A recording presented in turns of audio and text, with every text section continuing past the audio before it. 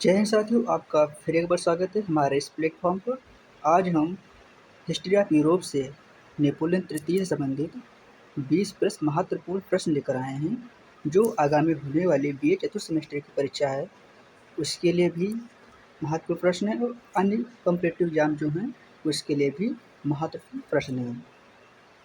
तो इस वीडियो का जो हमारा पहला प्रश्न है कि नेपोलियन तृतीय का जन्म कब हुआ था। तो ऑप्शन नंबर 1 1801 ईस्वी में, ऑप्शन नंबर बी 1804 ईस्वी, ऑप्शन नंबर सी 1808 ईस्वी और ऑप्शन नंबर डी 1810 ईस्वी। तो इस प्रश्न का जो हमारा सही उत्तर होगा तो ऑप्शन नंबर सी 1808 ईस्वी। दोस्तों, इस जो हमारा पहला प्रश्न है, इस प्रश्न का जो हमारा सही उत्तर है 1808 ईस्वी। आप सभी लोग ध्यान रखिएगा क्योंकि बहुत ही महत्वपूर्ण प्रश्न है, आ सकता है परीक्षा में। हमारा प्रश्न नंबर दूसरा है, नेपोलियन तृतीय का जन्म कहाँ हुआ था। तो option number A Paris, option number B Vienna, option number C Colombia और ऑप्शन नंबर डी फ्रांसिस्को। तो इस प्रश्न का हमारा सही उत्तर होगा ऑप्शन नंबर ए पेरिस। जो नेपोलियन तृतीय है उसका जन्म पेरिस में हुआ था। तो आप सभी लोग ध्यान रखिएगा, जो इस नेपोलियन तृतीय इसके पिता का नाम जो था वो था लुई बोनापार्ट, जो कि हाईलैंड का शासक था। और ये जो नेपोलियन बोनापार्ट है, जिसको नेपोलियन महान के नाम से भी जाना जाता है, उसका भतीजा था। तो किसी भी प्रकार से प्रश्न बन सकता है।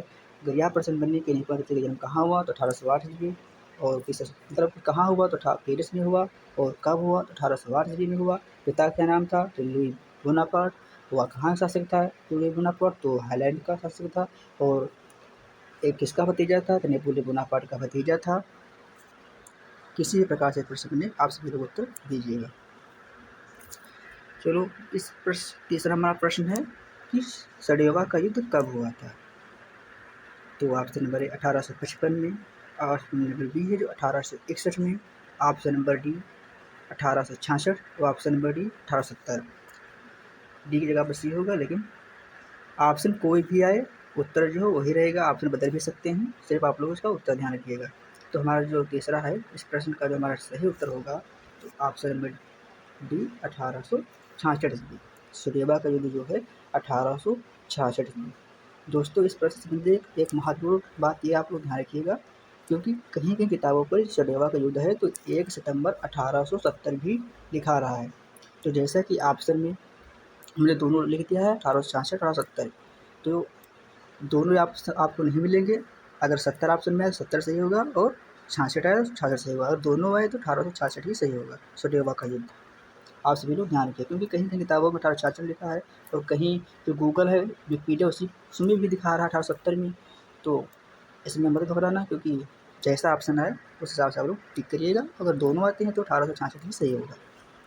चलो, इस चौथा प्रश्न हमारा है कि नेपोलियन तृतीय जब फ्रांस का राष्ट्रपति बना तो उसने किन उद्देश्यों को अपने सामने रखा।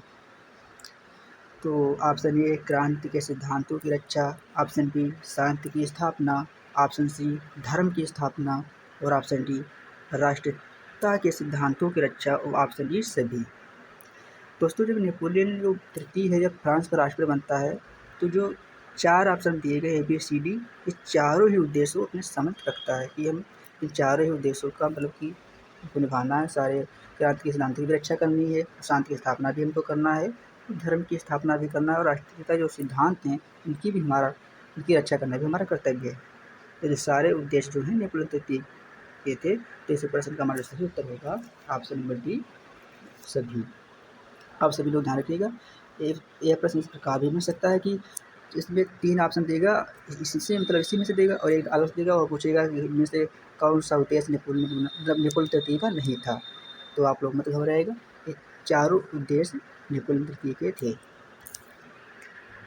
5वां प्रश्न हमारा है, नेपोलियन तृतीय की अध्यक्षता में पेरिस की संधि। बहुत ही महत्वपूर्ण दोस्तों, पेरिस की संधि कब हुई। तो option D 1856, option B 1860, option C 1863, option D 1865। इस प्रश्न का जो हमारा सही उत्तर होगा ऑप्शन नंबर ए 1856। आप सभी लोग ध्यान रखिएगा। प्रश्न नंबर 6 है, नेपोलियन तृतीय ने किसकी अध्यक्षता में पेरिस की सड़कें चौड़ी करवाई। तो ऑप्शन नंबर ए है पेरियर बंधु, ऑप्शन नंबर बी है वारन हासमैन और ऑप्शन नंबर सी है लेनिन और ऑप्शन नंबर डी है लामार्टिन। तो इस प्रश्न का जो हमारा सही उत्तर होगा तो ऑप्शन नंबर बी वारन हार्समैन।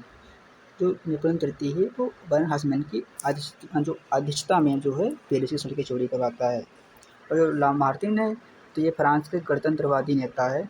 और लेनिन ये तो रूस की जो क्रांति हुई 1905 और 17 में उसमें महत्वपूर्ण भूमिका निभाता है। और पेरियर बंधु जो है पेरियर बंधु की अध्यक्षता में नेपोलियन तृतीय जो है वो मोबेलियर बैंक की स्थापना करता है। तो आप सभी लोग ध्यान रखिएगा जो हमारा छठा प्रश्न है इसका सही उत्तर होगा वारन हार्समैन। बहुत ही महत्वपूर्ण दोस्तों प्रश्न है। 7 नंबर हमारा प्रश्न है नेपोलियन नामधारी होते हुए और उसका अनुसरण करने का दावा करते हुए भी उसमें नेपोलियन बोनापार्ट जैसे गुण नहीं थे। यह कथन किसका है? Option A Thomson, option B Fisher, option C Hazen और ऑप्शन डी कार्ल मार्क्स। तो इस प्रश्न का जो हमारा सही उत्तर होगा ऑप्शन नंबर ए थॉम्सन। दोस्तों एक कथन भी आ सकते हैं कि नेपोलियन संबंध में किस विचारक ने क्या कथन कहे और नेपोलियन ने क्या उपाध्याय किए, हम सारे उत्तर प्रश्न लेकर आए हैं।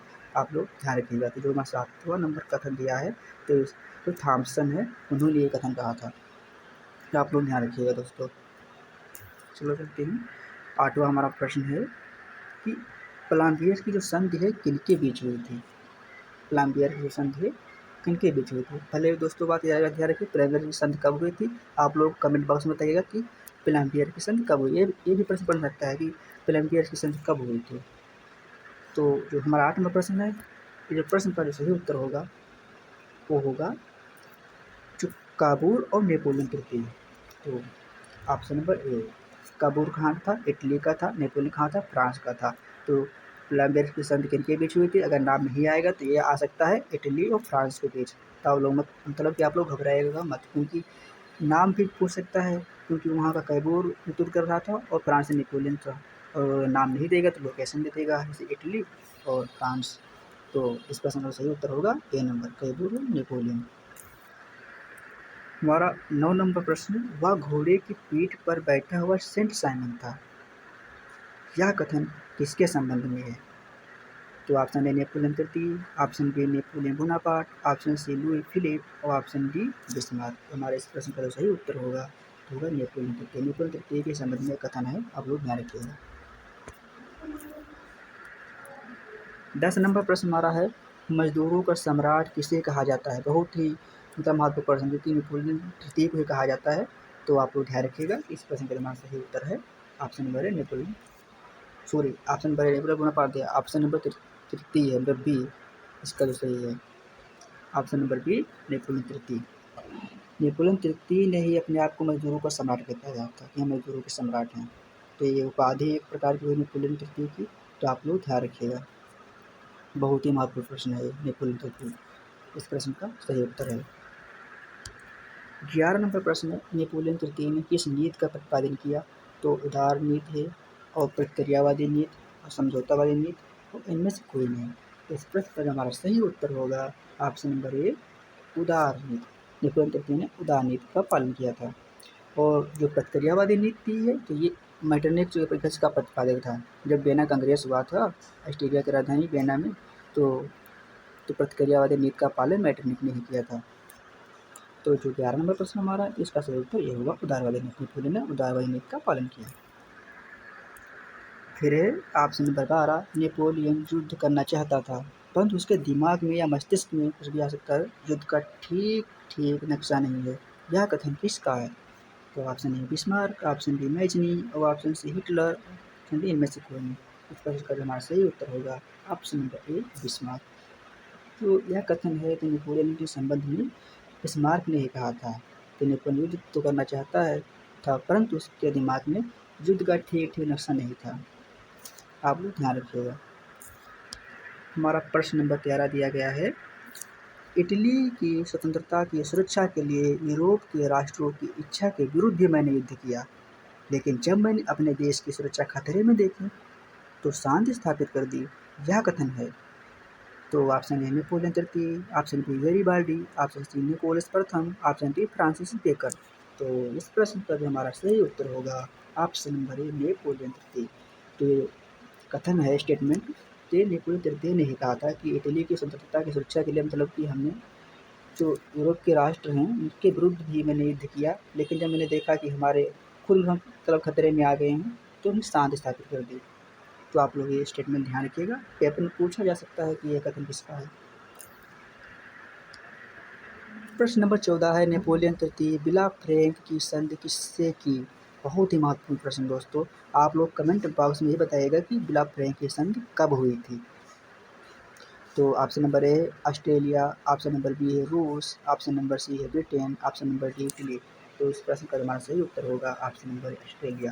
नेपोलियन तृतीय ने विला फ्रैंक की संधि ऑस्ट्रेलिया के साथ की थी। और आप लोग जरूर बताइएगा कि विला फ्रैंक की संधि कब हुई थी, क्योंकि ये भी आ सकता है कि विला फ्रैंक की संधि कब हुई थी, ये भी आ सकता है कि किसके साथ हुई थी, या भी आ सकता है किसने की थी। तो आप लोग किसी भी प्रकार से प्रश्न में आप लोग ध्यान रखिएगा। प्रश्न नंबर हमारा 15 है, फ्रांस की जनता ने नेपोलियन तृतीय के संबंध में 2 गलतियाँ की। पहली बार उन्होंने उसे मूर्ख समझा और दूसरी बार जब उन्होंने उसे अति योग्य समझा। यह कथन किसका है? आप लोग वो विकल्प देखिएगा। Option number A Fisher, option number B Hazen और ऑप्शन नंबर सी है थॉमसन और ऑप्शन नंबर डी है कैटलबी। तो कथन क्या हमारा कि फ्रांस की जनता ने नेपोलियन तृतीय के संबंध में 2 गलतियाँ की कि पहली बार उन्होंने उसे मूर्ख समझा, दूसरी बार उन्होंने उसे अति योग्य समझ लिया। तो जो इस प्रश्न का जो हमारा सही उत्तर होगा तो ऑप्शन नंबर सी थॉमसन ने ही ये नेपोलियन के संबंध में स्टेटमेंट अपना दिया था। आप लोग ध्यान रखिएगा। प्रश्न नंबर हमारा 16 है, किस फ्रांसीसी सम्राट के कार्यकाल को व्यापार का स्वर्ण युग कहा जाता है? स्वर्ण युग। तो आप लोग इस प्रश्न को ध्यान रखिएगा क्योंकि बहुत ही महत्वपूर्ण है। तो इस प्रश्न का विकल्प ये दिया गया है नेपोलियन बोनापार्ट, विकल्प बी है नेपोलियन तृतीय, विकल्प सी है लुई 16 और विकल्प डी इनमें से कोई नहीं। तो इस प्रश्न का हमारा सही उत्तर होगा ऑप्शन नंबर ए नेपोलियन बोनापार्ट नहीं होगा। प्रश्न का हमारा सही उत्तर होगा ऑप्शन नंबर बी नेपोलियन तृतीय। नेपोलियन तृतीय के कार्यकाल को जो व्यापार है ट्रेड का स्वर्ण युग कहा जाता है। आप लोग याद रखिएगा, ट्रेड का गोल्डन एज ऑफ ट्रेड। ये बहुत ही महत्वपूर्ण प्रश्न आप लोग ध्यान रखिएगा दोस्तों। प्रश्न नंबर 17 है, नेपोलियन तृतीय फ्रांस का राष्ट्रपति किस वर्ष बना? Option 1830, option B 1848, option C 1850, option C 1853। C नहीं डी होगा दोस्तों 1853। तो इस प्रश्न का हमारा सही उत्तर होगा ऑप्शन नंबर बी 1848। जो नेपोलियन तृतीय है तो इसका जन्म तो 1808 में हो गया था, लेकिन ये फ्रांस का जो राष्ट्रपति है वो 10 दिसंबर 1848 को हुआ था। जो क्रांति हुई थी 1848 की, दोस्तों जो फ्रांस की क्रांतियाँ वो 3 हुई। पहले क्रांति हुई 1789 में, दूसरी क्रांति हुई 1830 में और दूसरी क्रांति हुई 1848 में। तो 1848 में जो क्रांति हुई थी तो उस क्रांति में जो लुई फिलिप है उसके शासन का अंत हो गया था और ये जो नेपोलियन तृतीय है शासक बन गया था। तो आप लोग ध्यान रखिएगा कि ये प्रश्न आ सकता है कि नेपोलियन तृतीय फ्रांस का राष्ट्रपति कब बना? तो 10 दिसंबर 1848। प्रश्न नंबर 18 है, क्रीमिया का युद्ध कब हुआ था? बहुत ही महत्वपूर्ण दोस्तों। तो क्रीमिया का युद्ध कब हुआ था? तो विकल्प ए 1854 से 56, बी 56-57, सी 58 से 59 और डी है 60 से 62। तो हमारा जो प्रश्न का सही उत्तर होगा ऑप्शन नंबर ए 54 से 56। दोस्तों कहीं कहीं लिखा मिलता है 53 से 55, तो आप लोग घबराएगा मत क्योंकि जैसा आप विकल्प में आया वैसा उत्तर होगा। 54 से 56 आया तो यही होगा, और अगर 53 से 55 आता है तो वो भी सही होगा इसका उत्तर। हमारा 19 नंबर प्रश्न ये है, क्रीमिया युद्ध में इंग्लैंड ने अपना धन गलत घोड़े पर लगाया, यह किसका कथन है? बहुत महत्वपूर्ण दोस्तों का कथन है। Option A Bismarck, option B Mazzini, option C है सेलिसबरी और ऑप्शन डी हेज। तो जो हमारा 19 नंबर प्रश्न है इसका सही उत्तर होगा ऑप्शन नंबर सी सेलिसबरी। दोस्तों ये जो कथन दिया गया है ये सेलिसबरी ने कहा था कि क्रीमिया जो युद्ध हुआ था इंग्लैंड अपना धन गलत घोड़े पर लगा दिया। तो हो सकता है पेपर में आ जाए क्योंकि हमने ऐसे प्रश्नों को लेकर मतलब हम लेकर आए हैं, हो सकता है कि आ जाए। मतलब कि जहाँ तक हमने कोशिश की है तो महत्वपूर्ण प्रश्नों को ही इस वीडियो में करने की कोशिश की है। बाकी आप लोग अलग से भी कोई इन्फॉर्मेशन एक्स्ट्रा हो तो पढ़ लीजिएगा। बाकी प्रश्न नेपोलियन तृतीय से यहीं से आएंगे। हमारा 20 नंबर प्रश्न क्या है? 20 नंबर प्रश्न है कि तत्कालीन यूरोपीय राजनीतिज्ञों में नेपोलियन तृतीय सबसे महान था। उसका चरित्र तथा साम्राज्य की कथा 19वीं शताब्दी के इतिहास में महत्वपूर्ण स्थान रखती है। यह कथन है विकल्प ए मैजनी, विकल्प बी एडवर्ड्स और विकल्प सी हेज और विकल्प डी कैबोर। तो जो यह हमारा प्रश्न है, इस प्रश्न का जो हमारा सही उत्तर क्या हो, आप सभी लोग दोस्तों कमेंट के बॉक्स में बताइएगा कि ये कथन बहुत ही महत्वपूर्ण है। इसीलिए हम सोचते हैं कि आप लोग भी सर्च कीजिए, और जिससे क्योंकि आप लोग सर्च करेंगे तो याद रहेगा प्रश्न। हमारे बताने से हो सकता ना याद हो, बाकी आप लोग कहीं से भी खोज के लाइए और इस प्रश्न का हमारा जो सही उत्तर है कमेंट बॉक्स में बताइए कि जो इस पर उपरोक्त 20 नंबर स्टेटमेंट दिया गया है इसका राइट आंसर क्या होगा। हमारा 21 नंबर प्रश्न है, बहुत ही महत्वपूर्ण दोस्तों। 21 नंबर प्रश्न दिया है क्रेडिट मोबिलिया बैंक की स्थापना 1852 में किसने की? तो ऑप्शन नंबर ए पेरियर बंधु, option number B Cavour, option number C Napoleon Bonaparte, option number D Napoleon तृतीय।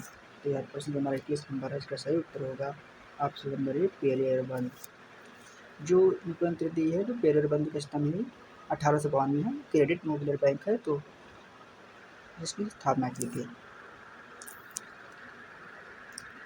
दोस्तों जो भी मैंने प्रश्न पूछा है तो आप सभी लोग कमेंट बॉक्स में सभी उत्तर दीजिए। जैसे पहला 20 नंबर प्रश्न मैंने पूछा है कि इसका सही उत्तर क्या होगा, और ये प्रश्न बताइएगा। इसके साथ मैंने ऊपर पूछा था कि हाँ विला फ्रैंक की संधि कब हुई है, तो इसका उत्तर भी आप लोग कमेंट बॉक्स के माध्यम से बताइएगा। और जो मैंने प्रश्न पूछे थे, जो भी प्रश्न मैंने पूछा उपयुक्त आप सभी लोग कमेंट बॉक्स के माध्यम से बताइए। और आप लोग ये जरूर बताइएगा कि हमारा वीडियो कैसा रहा और इसमें क्या सुधार हो सकता है। आप सभी लोग अपनी अपनी प्रतिक्रिया जो है कमेंट बॉक्स में दीजिए, जिससे हम आगे बेहतर से बेहतर मतलब सुधार कर सकें। जय हिंद दोस्तों, आज के लिए बस इतना ही।